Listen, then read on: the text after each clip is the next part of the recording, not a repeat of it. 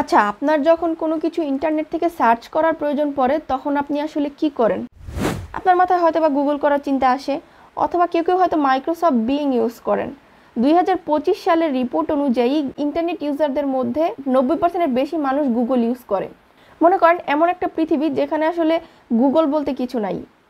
1990 দশকের সময় যাদের কাছে তখন কম্পিউটার এবং ইন্টারনেট অ্যাক্সেস ছিল, তাদেরকে আপনি জিজ্ঞেস করলে জানতে পারবেন যে তাদের তখন ইয়াহুর মেল ছিল, someone@yahoo.com। গুগল বা জিমেল বলে যে কিছু একটা আছে সেটা তারা কেয়ারই করতো না।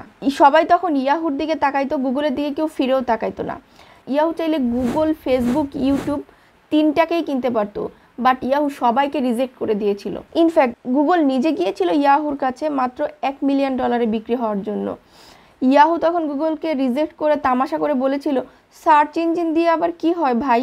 আজকে সেই গুগল $1 ট্রিলিয়ন কোম্পানি, আর ইয়াহু বলতে যে পৃথিবীতে কিছু একটা আছে বা ছিল সেটা কিন্তু অনেকেই জানে না।